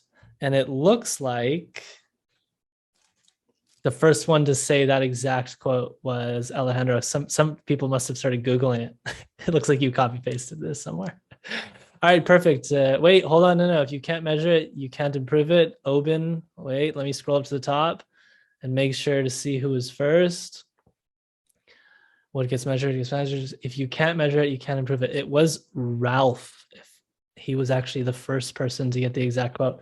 Ralph or Raf, send me a DM right now with your email and I'll reach out to you and send you my calendar. Sorry to the other friends that I said potentially won. Sorry, Alejandro. You were close, but he got it first. Yes, I know I gave you false hopes. I'm so sorry, Alejandro. You think I should offer a third one? Okay. I'll keep that in mind as we progress through the slides. I'm so sorry. Okay, so Q&A. Questions that anybody has. I'm going to go through the Q&A right now. And let's see what we have. So, is it possible to empower people and create a good working environment while paying low salaries? Aside from transparency and giving responsibility, what other things can you do in the day-to-day to achieve this? Okay, to your first question, is it possible to empower people and create a good work environment while paying low salaries? I mean, yes, you can empower people and create a good working environment, but if you keep their salary low, I mean, relative to where the market is at, then they're going to leave. Like, that's just the nature of the market. And you should pay your people close to what the market average is. At a minimum, in my opinion, you should pay the market average. So if you're saying if you pay below market average, they're going to leave. If you pay average, they're going to stay probably for a decent amount of time. If they're really bought into the mission, they may stay at that amount. And if you pay top of market, they're most likely to stay, and that's probably the best environment. And then aside from transparency and giving responsibility, what other things can you do to achieve this? I mean, there's a lot of things you can do, but you should really just focus on building a great culture that is very clear. Like, what is the mission? What is the vision?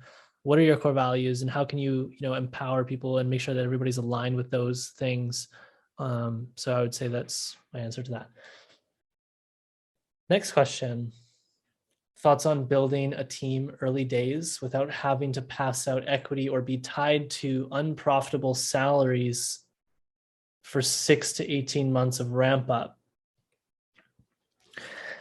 I mean, if you're avoiding giving equity in general, that's always going to cause restrictions on your growth, in my opinion. This is a very people-oriented business model, and like just having people that are actually owners. I mean, if you've read this book by Sam Walton called Made in America, I mean, he goes pretty in deep on the concept of like when people are actually owners, they think like owners. And so, giving something like higher salaries or profit share is cool, but it's phantom equity, and like, I don't think it's as powerful as someone actually being an owner and having equity. So yeah, you can avoid giving equity for the early stages for quite some time, just because it's early stages. And if you're the founder, and you're the one putting all the risk in, and you are the one who's risking paying these salaries, you know what I mean? So like, that makes sense. And I don't think people, if you're just bringing on, should expect equity unless it's a very well qualified person. So this is the thing, is like, if you just think bigger, you should be giving out equity, right? Because it's a very attractive thing. And if you want to attract the best talent, like the absolute best talent, or retain the best talent, equity is like the best card that you can play to say, hey, you're now an owner. And it's, it just shifts the kind of the mindset of the person, and they're going to definitely be more bought in. Do you think a niche productized service agency charging, say, $500 per month is worth starting? Should you put more time, energy, creating a higher ticket offer? A niche productized service. I don't know. I mean, like, it's up to you. Worth starting is contextual to, do you really need money? Do you not need money? Would you really enjoy building it? I wouldn't do it personally, but that's contextual to me and my preferences. So, Chris, I can't necessarily say. It's really contextual to your preferences. Is Bpmn important to create systems and agents? Yeah, business process management. I mean, I actually rabbit hole pretty hard on this, Marcel, and I would say no. Like, if you hire great talent, especially in the early stages, like, you have a pulse on everybody and you can talk to everybody very closely, you can have pretty shit systems and processes and still do, $100,000+ a month in revenue and reach 7 figures. But if you have 100 people, things, I'm imagining from what I've heard, there's a necessity then for a much more process oriented way of running the agency. And also, if you're hiring, Bpmn is more important if you're hiring like interns, people that have no idea what you're doing. You need to have really good processes to make sure that they can fulfill whatever function they need to fulfill. Or if you're hiring a specialist that really knows how to provide the service, like, they don't need a checklist to figure out how to do what they need to do. They are smart enough to do it, and you don't need to give it to them. So like, it's contextual. How much of a runway do you recommend to have before hiring your first team member? For context, I'm currently living on 4K a month, making a little over 8K a month with my consultancy, roughly 6 weeks of expenses in the bank, making a little over 8K a month, 6 weeks. So you have about 12K a month in the bank. Oh wait, yeah, something like this. So, I mean, yeah, like, you should build up enough runway to where you feel like you're comfortable to hire the person, right? It's kind of subjective. If you have a really strong pipeline and you feel very confident about your ability to close people, you could maybe hire the person a little bit early before you have a great runway. But like, for me, I had maybe 25,000 in the bank when I hired the first actual onshore salary. So I had a virtual assistant very quickly. When I had like $4,000 in the bank, I hired a virtual assistant from the Philippines. But maybe I got up to like 25,000 in the bank and 15,000 in monthly revenue when I hired the first like account executive with a salary of like 4 or 2K a month part-time. That's the thing, is you can also like do hourly work with somebody You know, there's always ways to position how you pay them in the beginning to where it's not just like a full-time thing. You know, maybe it starts out hourly and then it moves part-time. So there's ways to structure it to where you can probably hire your first person, but they won't be full-time, and you could probably do it right now.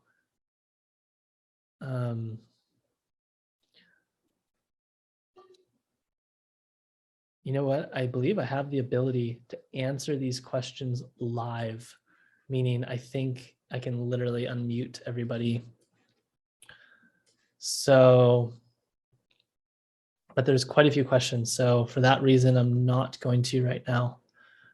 What are the average profit margins you should be aiming for within your agency when you're doing 30K per month in revenue? I mean, greater than 50% at least, in my opinion.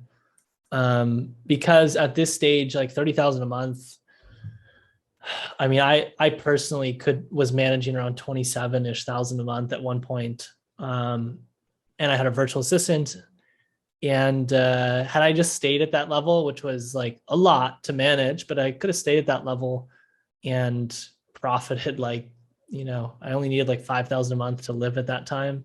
So probably definitely your margins should be over 50% at that point. But it really depends on like, you know, how quickly you want to scale. Maybe you're like super risk oriented and you're like, okay, I'm at 30K a month with 50% margins. I have 30K in the bank. I'm gonna hire like 2 people right now. I want to like scale the agency.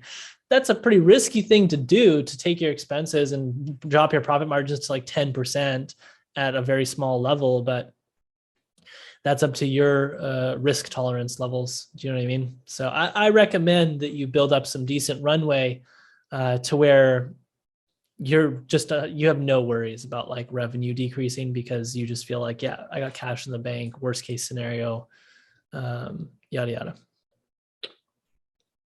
All right, let me take a sip of water here.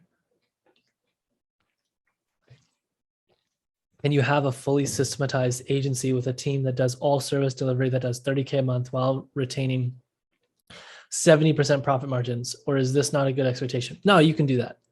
Let me think. 70%. So 369K, 9,000 a month in expenses. Yeah, you can do that. So like 30K a month, let's say 30K a month. When I was managing 27, let's just round it up to 30. I hire one account manager, and that account manager, you know, is on a salary of, let's just say 70, let's just say it's high. Let's say the salary is $80,000 a year. So roughly $7,000 a month. Okay. And $7,000 a month, let's say you have a virtual assistant at $500 a month. So we're at 7.5K a month. You can still profit 22.5K a month. That's close to 70%, if not over 70%.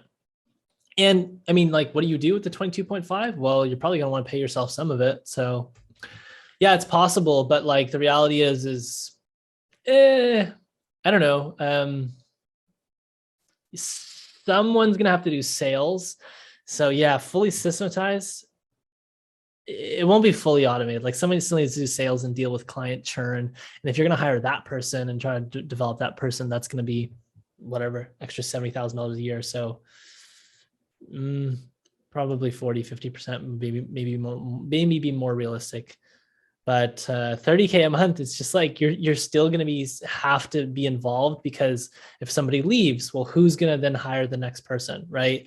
So it's never really fully automated, quote unquote, because, you know, one thing breaks and, well, there's no management, right? Like it's just you and 1 or 2 people. And if those 2 people leave, it's detrimental. Do you measure all of this at once gradually as you scale? Like what do you measure between 0 to 10K a month? I mean, 0 to 10K a month, I'm just measuring like profit and revenue, you know, maybe leads per month as well. And how many sales calls I close. That's typically what I was measuring at that time. You talk about Trojan Horse recruiting system. How is it working out? And have you made any changes since your video? It's working out great. I mean, like funny enough, our first outreach in Trojan Horse recruiting was somebody we hired. He's been a great hire. And yeah, it's running great. I don't know what else to say. What's your plan to market this course? Yeah, I'm just going to do YouTube videos. 3 times a week, maybe send a couple emails, do a webinar once a quarter. I'd like to do YouTube ads to market the course. This is something I'm considering doing. So maybe sometime soon I'll launch some YouTube ads and test that. Did you read Super Founders? Jordan, yes, I did read the book. It was a good book, very data oriented, which I liked. And thank you for sending it to me. It was a good read. Best high impact ways to improve the client to agency relationship. Good question. Meet them in person. Go to dinner with them. Take them to dinner. This is actually like the best thing you could probably do. Like if you're a remote agency, which most of you probably are, digital, so few will actually go and meet their clients. Go fly to wherever they are and take them for dinner and to a really nice restaurant. You know, that's it. That is going to improve the relationship between your client and you or whoever the manager is 100x. You've just gone ridiculously farther than everybody else. A good example, I have a friend who did this, and during the dinner, the client's like, wow, Sean, this is my friend Sean. He's like, I've really enjoyed this dinner. You know, I have a lot of faith in you running our advertising. I want to do a 5-year contract with you, like a binding contract that states that you're going to help us for 5 years. So yeah, what came out of this dinner was a 5-year binding contract worth probably close to $250,000. I think his retainer on that account is $4,000 a month plus, so $48,000 a year, roughly, somewhere in this range. I could be off, but just that's insane. That's what came out of a dinner. And you know, even if that doesn't arise, just meeting them, talking to them, getting to know them is huge. Is your entire team remote? Yes. Do you think people centricity is more difficult with remote agencies? Yes. It is more difficult. How about giving equity in the beginning? How to be careful early days, how to structure the agreements to be stipulated on deliverables. Equity in the beginning, yes. I've never dealt with it in the early stages. It's quite difficult because, you know, like there's no company, there's no revenue. And so, well, what is the value add going to be? I mean, in my opinion, it's fine if you know the person and you trust them and you know their strengths, and their strengths are the antithesis of your strengths, so that you guys aren't the same, you're very different, but you guys balance each other out. Amazing. I think that's a difficult thing to know unless you know the person well and you've worked with them. So I would recommend, like, I mean, ideally you work with them first for a bit, but it just depends. Like, it depends on the type of company that you're building. It's so contextual. It's difficult for me to answer that question. I'm open-minded to it. I think it's a good thing, but it's really contextual to the people. And I don't know how to structure the agreement so that it's stipulated on deliverables. I think if you have to stipulate it on deliverables and go that deep, it's probably you and that person don't know each other well enough or trust each other well enough to deliver whatever value they can deliver. So yeah. ¿Cómo va tu español? Bueno, creo que es bien. I don't know. Es bueno. My Spanish is okay. So let's see. Alex, do you have any guidelines to follow as to know how much you can focus on improving throughputs for business profits as opposed to focusing on improving throughputs for client results? Let me read that one more time. Improving throughputs for business profits as client results. Yes. Okay. Yeah, I mean, it's just a balancing act. I don't have a guideline. It's intuitive to know where you should focus your time, on whether you should focus on, you know, service work improvement to get better results for the clients, or you know, but the thing is, Alex, is like they go hand in hand. So like profit, you know, is a derivative of good work for the clients. And so if you do better work for the clients, your retention rate is going to go up. So your profit's going to be higher in the long term, and you're going to be able to attract better clients just because you have a better service. You'll have better case studies. You'll have more likely to get referrals, right? So actually the best thing you can do to increase profit is to try to deliver the best clients results possible relative to anybody else in the market as fast as possible. Because if you focus on business profits, it likely takes time away from client fulfillment. You can't use retention as a metric. So it would probably have to be some kind of survey. Should the metric be 90% of the clients say that 9 and 10 are satisfied with the program? Yeah, you can use a net promoter score, NPS. There's softwares for this. We don't do this per se, but it's something we've talked about doing to measure the experience level of the client. But yeah, what I said to your first question, I think is more important. Okay, we are coming to the final few questions here. You're big on building procedures. How do you make employees follow them? I find it frustrating when I see they don't.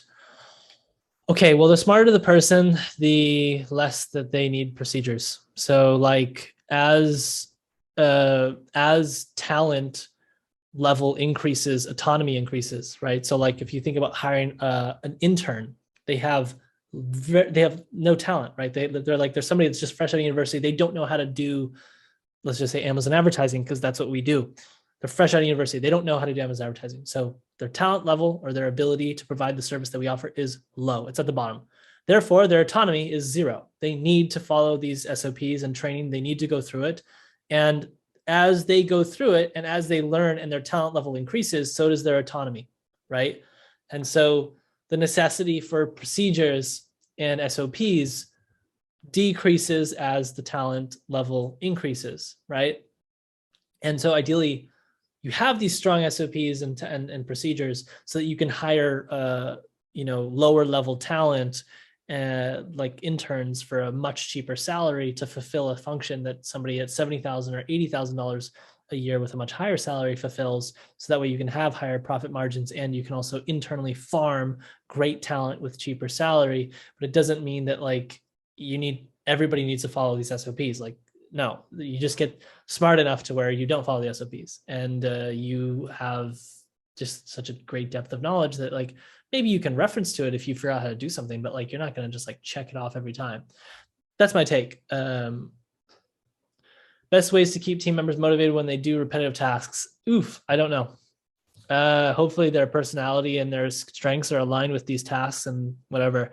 A lot of the very repetitive and monotonous tasks we try to outsource to the Philippines, to the team that we have offshore, so that our smart, genius, extremely talented people don't have to deal with that. And we empower them to utilize the virtual assistants to delegate these types of things. And I don't know how to, in terms of motivating the people offshore that we give those tasks to, I don't know. Like we've never had any issues. They've never left. They've always been quite good. So it's never been a problem that I've had to think about. Would you recommend paid ads or organic outreach like THM to get 2 to 3 clients for an ad agency? Thank you. I'd recommend, I've never done paid ads for our agency, so I don't know. But I would highly recommend doing a hybrid of inbound and outbound and putting out content on whatever platform is where your ideal clients congregate, and making sure that you're also connecting with these ideal clients. So like one of the best things you can do is just hire a virtual assistant to find your ideal clients every single day, 10, 20, 30, as many as possible that they can possibly find, build a database.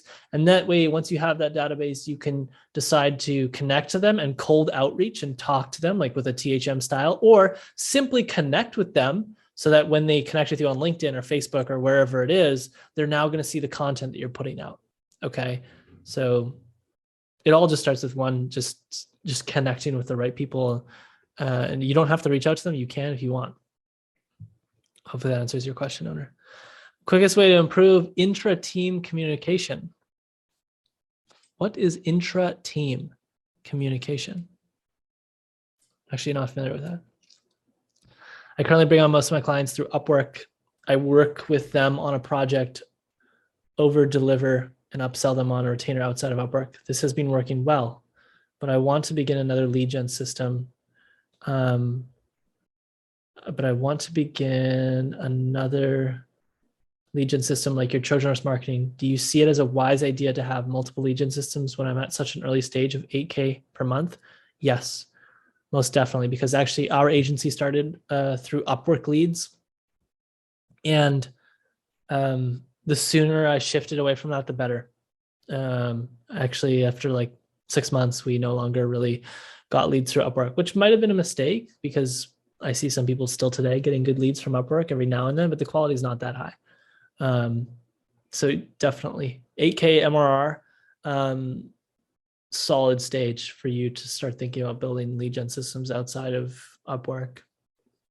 Because that also doesn't require a lot of maintenance. Like I know Upwork, you have a profile and you bid on jobs, or like you know, send in your proposal. I mean, you could hire a virtual assistant to just do the proposal send in, or you just copy paste the proposal, which I've done many times, and ideally do it as fast as possible. So yeah.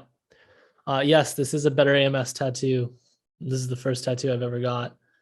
It was Destiny's idea in Vegas.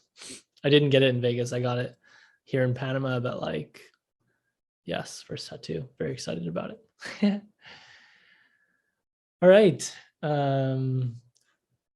Questions. Does anybody else have any other questions? Let me check the chat here. I think some people put questions in the chat. Like Ishan, I see you put something here. If you guys put questions in the chat, please put them in the question and answer section. Otherwise, I wouldn't see it.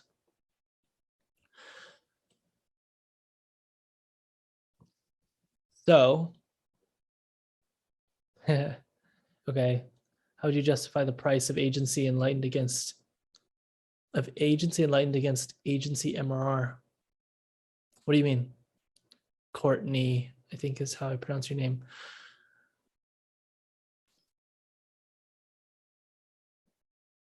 If you can elaborate further, that'd be great. How do you handle YouTube mentally? I actually don't understand that question.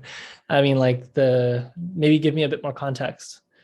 How much does Sam Evans still influence up to this date? 0. Pretty much maybe like, well, actually some of his mental models and mindset stuff is still with me 100%. I mean, there was a major influence there, but like when it comes to scaling the agency, like there's 0 help from Sam Evans because he doesn't believe in agencies and he doesn't think that they scale.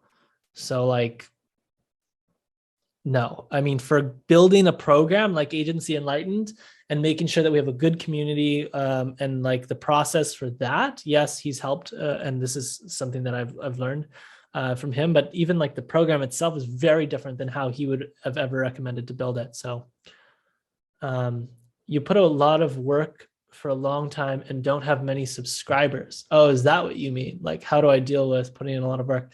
I mean, like, what motivates you to keep going? Yeah, you just got to love what you do, right? It's pretty straightforward. Like, I just like it. I just really love making content and helping people scale their agency. So, and like for 2 years, like I haven't sold anything to anybody on YouTube ever. Like maybe there was a point where I maybe took on like a few coaching consulting calls, but just did that for fun to like help some people. So yeah, that's just an indicator that I really love it. You know, like I don't think most people would do something like that for 2 years and not make any money if they didn't love it. But I've also known for 2 years that like eventually I'm going to build a program that I'm going to sell to people. And some of those people might be on, might be subscribers on my YouTube channel. And it's nice if I can build a platform now so that I can be able to help these people when I, build a program. So there's still that incentive, but 2 years is definitely a long time to go.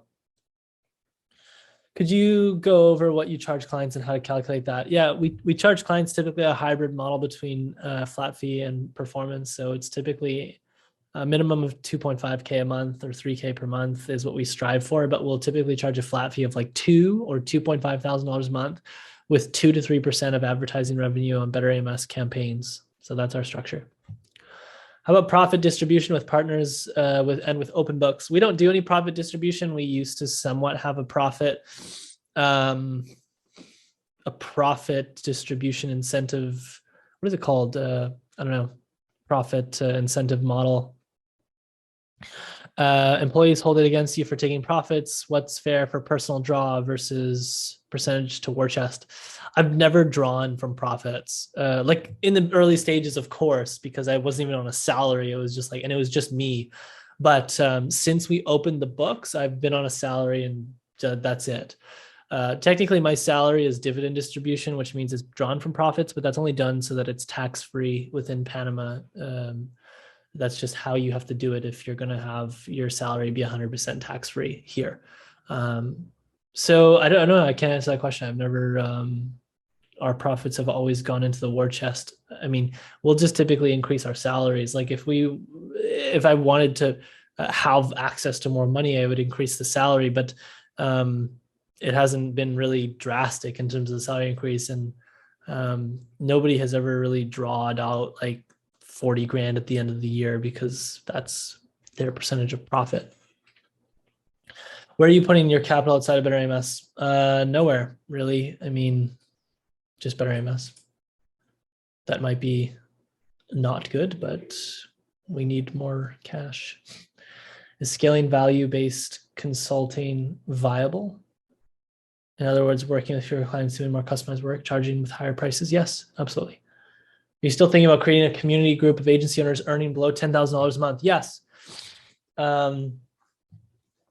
Yes, the answer is yes. And actually, I'm planning to launch this hopefully in the next 30 days. Is it going to be specific to people not just only doing less than $10,000 a month? I don't know. Maybe. I think this would be cool to have a group, just all people doing less than 10K MRR, and then have a group for everybody doing over 10K. Like 2 free groups, one for less than 10K, maybe one for over 10K, just because the questions are so different. But everybody in the less than 10K should have at least one client doing like $1,000 a month, I think would be the minimum. Top 3 book recommendations to go from 3K to 8K MRR and eventually join agency Enlightened. The Personal MBA, just read that. I'll just make one book recommendation, Joel. So you actually get this one book and read it because it's really good. The Personal MBA. This is the book by Josh Kaufman. That's a really good book. Do you base what you charge on the size of the client? Yes. Do you think Amazon PPC is too saturated to scale a new agency? No. Are you using Notion? Yes. How are you planning to scale Better AMS to 1 million a month if y'all are at 20-30% margins at such a small scale? Good question. Like, one, we're debating bringing on investors and taking a small injection of cash, like just maybe like an advisory, not so much like we're giving up massive amounts of equity. But these are people that have helped, bring on an advisor or advisors who've helped scale agencies from $1 million to $50 million a year, and they've done it many times. So I can't tell you how we're planning to scale Better AMS to $1 million a month because it's always changing based on bottlenecks that are always shifting. But yes, it's difficult. It's not easy to get to $10 million a year. Otherwise, a lot of people would be there. But we're doing our best to just continue to identify the biggest bottleneck and solve it, and surround ourselves with people that have been there and done it that can help advise us. I think this is probably the most important thing that we can do to achieve that. The chat. What has helped you the most in the beginning? To have solid mental models. Reading a lot, and investing in myself.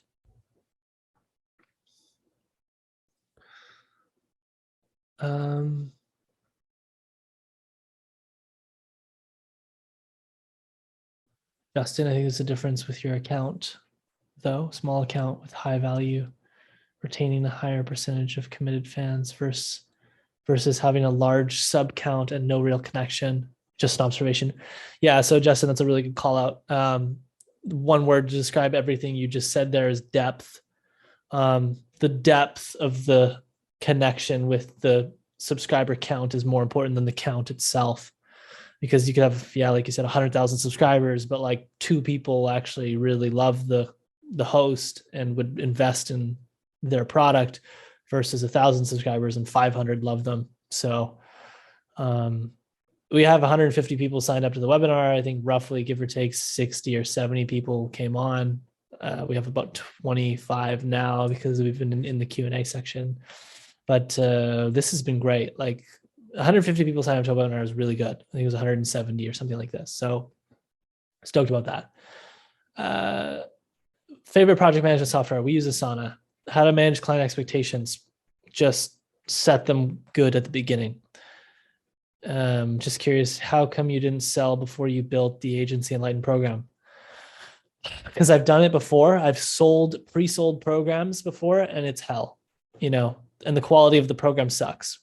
So if you're planning to follow what Sam Ovens talks about in his program on how to sell programs, which is to pre-sell it and then build it as you sell it.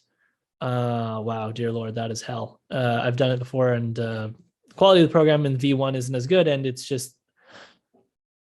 a lot of work and it's a lot to deal with. So this is why I built the program before. Notion ops versus Asana ops. You're using both. No, Notion is used for documentation of systems and processes. Asana is used for project management, task management. Notion is like a really good search directory for text. Asana is a really good, platform for task management. They're very different, even though you can use a Notion for project management. It's not really built for it as well as Asana. Yes. Well, ladies and gents, we'll wrap this up in like 5-10 minutes here. Let me know if there's any other questions. And actually, I would love to get some people's thoughts. What was your guys' thoughts on the webinar? Like, valuable? Did you take away some good mental models? I didn't necessarily lay out the mental models like, here is mental model 1, 2, 3, 4, 5. It was more just like talking about really important things that I think you can take mental models away from. Very holistic. Thank you, Abe. This was great. Appreciate you doing it. KPIs were great. Loved it. Can you share how you go to price for Agency Enlightened? Yeah, so I mean, it's similar to how we price for our agencies, but a little bit different. So, the minimum price we plan to do for Agency Enlightened is 9.6 thousand, but it will go up to close to 18,000 or 19,600. Just because there's some agencies where we can deliver exponentially more value to. For example, if an agency comes into Agency Enlightened and they're literally an Amazon advertising agency or a full service Amazon agency, we can provide so much more value to that company. And so that's why we kind of allow for a slight scale between 9.6 to 19.6. And so if I'm talking to the person and like, just know that like, wow, I know your business model. I know your industry. The value you're going to get out of this is, way higher than somebody whose industry I don't know. That's why there's that discrepancy in the difference between 9.6 and 19.6.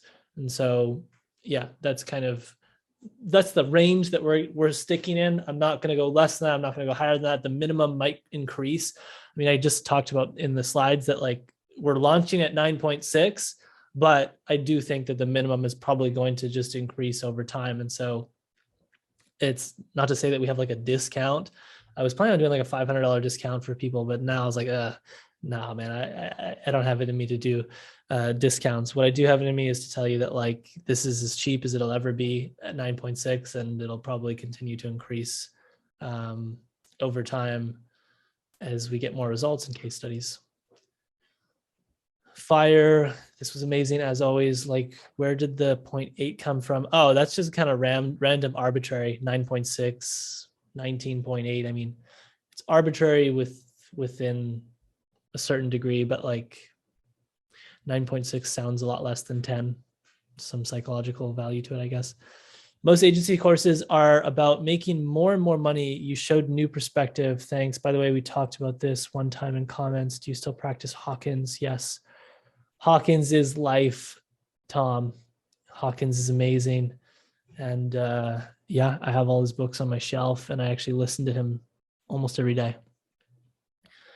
Bro, amazing as always. I've learned more from your videos in this webinar than anything else. How much of the program is geared to process and systems as opposed to mindset and focus? Yeah, a lot of it is very much system oriented in how it's built. Really, I would say that maybe only 25%, no, probably less, 20% is like mindset focused. There's only 2 modules that are on mindset. So there's agency mindset module and a personal mindset module.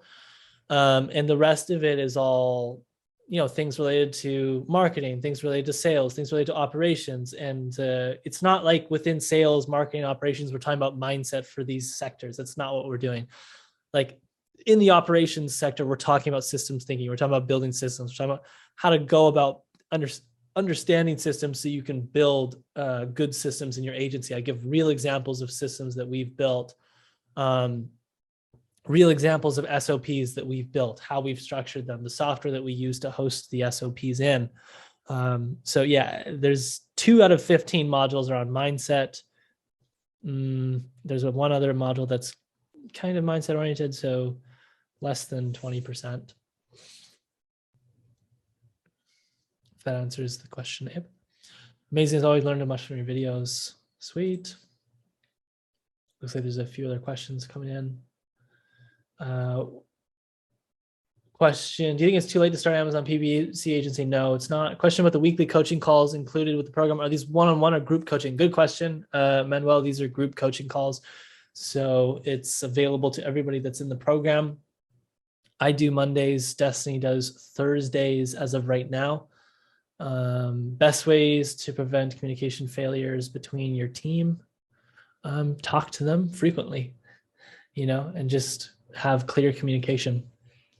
Slack is a good, using something like Slack is great, and organizing it in a way where communication can be distributed in, an organized fashion is really helpful. And then just doing one-on-ones, having clear communication.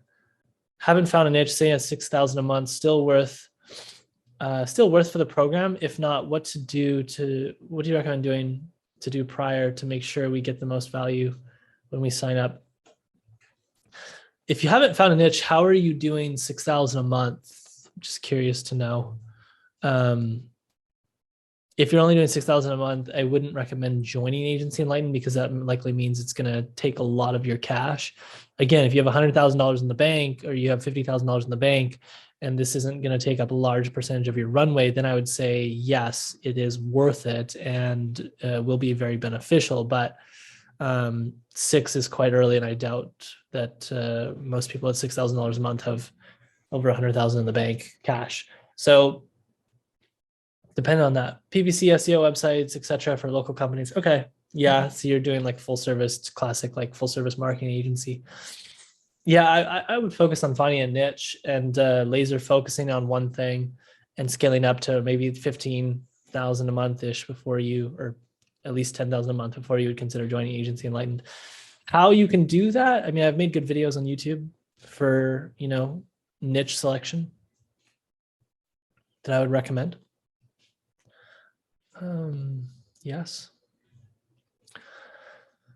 Well, without further ado, for those of you who came on the webinar, thank you so much. I'm going to reach out to the 2 who won the coaching calls and make sure you guys can book those. Courtney, yes, the program is open immediately. I mean, it's actually been open for over a week. There's already been people who have joined. This is just the first public announcement of like, hey, Agency Enlightened is officially open. So yes, it is open and live and able to be joined. There's already like 30-ish agency owners in the program from the previous version, and some people have already joined the new one. So thank you all for coming. I appreciate all of you, and looking forward to future webinars and whatnot. And again, if you're interested in Agency Enlightened, you can just go to the website, book a call with me. I would be more than happy to talk to you. Last question. Is there a specific way to do reporting for your clients? I am struggling to increase my prices. They probably don't see the value. I mean, we just do our best to report to our clients what they really need to see. And I wouldn't say our reports are beautiful, but they're good enough. Struggling to increase your clients, you'd have to give me more context as to what your situation is. So, what your niche is and what your service is that you're providing. Entering a niche you have experience in, or a new blue ocean. ideally blue ocean, that you could apply good services to. Joel, if you want to just comment on any YouTube video, I can, or come on one of the live streams, I can try to answer your question a little bit better, but I need more context. So just feel free to comment on a YouTube video and I can try to respond. Would you split up the payments for Agency Enlightened? Yes, this is an option, and it's not going to be spread out over 12 months, that's for sure, because I don't want to deal with accounts receivable, but yes, it can be split up into some payments. So that is definitely an option. I understand that cash flow is of importance. Well, friends, this was amazing. I really appreciate everybody coming on and asking all the questions that you've asked. We are 2 hours on the dot. Perfect timing. I scheduled this webinar to be 2 hours long. So look at that. All right, everybody. Love you all. And I hope to see you soon. So much love. And I'm going to find the people who won the Q&A, the prizes, and reach out to them. Talk to you guys soon.